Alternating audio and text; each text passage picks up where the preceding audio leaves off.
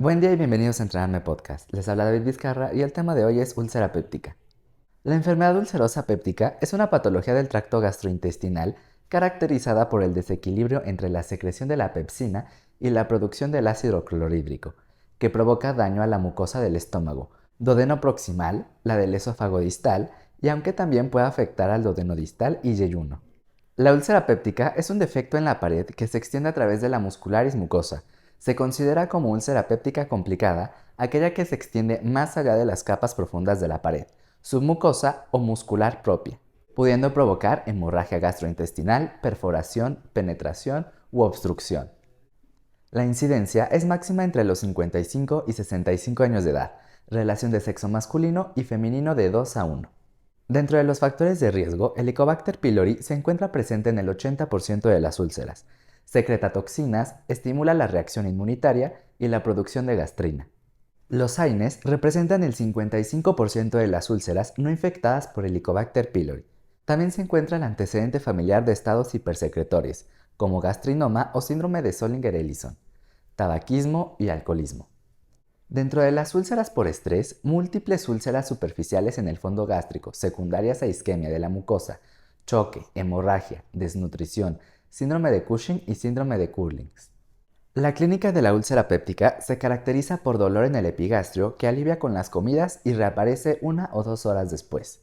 El dolor súbito e intenso que presentan los pacientes con perforación gástrica o duodenal es debido a la rápida instalación de una peritonitis química, seguida de respuesta inflamatoria sistémica.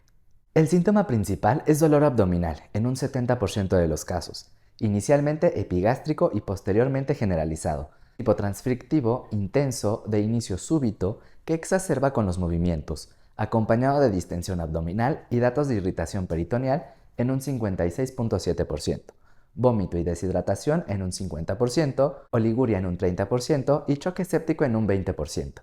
Las manifestaciones clínicas más comunes de presentación del sangrado digestivo alto son hematemesis, sangrado en pozos del café y melena. La actitud diagnóstica para la úlcera gástrica es endoscopía más toma de biopsia. El diagnóstico de perforación se sospecha mediante interrogatorio, los hallazgos de exploración física y la presencia de gas debajo del diafragma, pero solo se confirma con la exploración quirúrgica. La evacuación radiológica inicial en busca de neumoperitoneo se efectúa con radiografía de tórax y placa simple de abdomen de pie.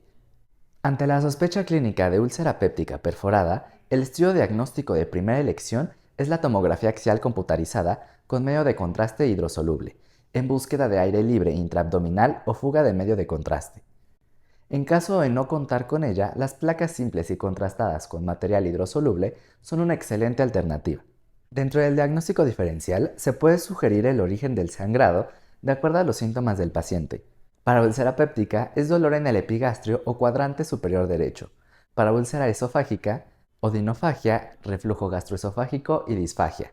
Vómito o tos previa a la hematemesis. Para malignidad es disfagia, saciedad temprana, pérdida de peso involuntaria y caquexia. En la cirugía electiva para úlceras gástricas, dentro de las indicaciones tienen que ser úlceras grandes, mayor a 2 centímetros, úlcera crónica o complicaciones por úlceras, dependencia de AINE, fracaso de tratamiento contra Helicobacter pylori o pacientes negativos para Helicobacter pylori, e individuos jóvenes menores de 40 años que de otra manera tendrían un curso intratable. Para las úlceras de tipo 1, antrectomía o gastrectomía distal que incluya la úlcera con reconstrucción Bilthrop tipo 1 o Bilthrop tipo 2. Para las tipo 1 y 2, antrectomía o gastrectomía distal con inclusión de la úlcera, Bilthrop tipo 1 o tipo 2 y vagotomía troncal.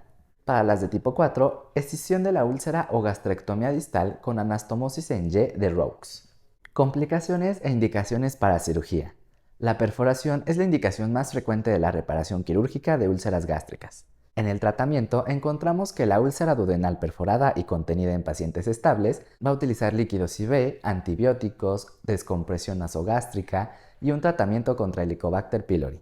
Y en cirugía, biopsia de la base de la úlcera, y esto para descartar cáncer y Helicobacter pylori. Parche de Gram e iniciar tratamiento con omeprazol. Para paciente de alto riesgo o inestable, va a ser una biopsia de base de la úlcera para descartar cáncer y Helicobacter pylori, parche de Graham e iniciar tratamiento con omeprazol. Para el paciente de bajo riesgo, La duración de los síntomas tienen que ser menos de 24 horas y se va a utilizar un parche epiplórico y vagotomía de la célula parietal. Si el paciente ya recibía inhibidores de la bomba de protones, considerar la vagotomía troncal y la poliroplastia o vagotomía muy selectiva o la antrectomía con vagotomía. La hemorragia es la indicación más frecuente para la reparación quirúrgica de las úlceras duodenales. Las úlceras duodenales anteriores se perforan, las posteriores sangran procedente de la arteria gastroduodenal. Para el tratamiento, la prescripción inicial son transfusiones y venoclisis con IVP. Para pacientes estables, endoscopía, la cual también permite instituir el tratamiento mediante cauterización, escleroterapia o vasopresina. La hemorragia mayor o la hipotensión, pese a la transfusión, requieren intervención quirúrgica. Para la cirugía, duodenostomía y ligadura por sutura de la ADG. Pacientes de bajo riesgo, productores de ácido, que nunca recibieron tratamiento médico, solo la ligadura en 3 puntos, biopsia para descartar Helicobacter pylori y tratamiento médico posoperatorio con IVP. Si el individuo es de alto riesgo y ya recibía IVP, considerar la adición de una vagotomía troncal, un piloroplastia o una vagotomía altamente selectiva. Si la úlcera es grande, mayor a 2 centímetros, en antro prepilórica, considerar la antrectomía más vagotomía.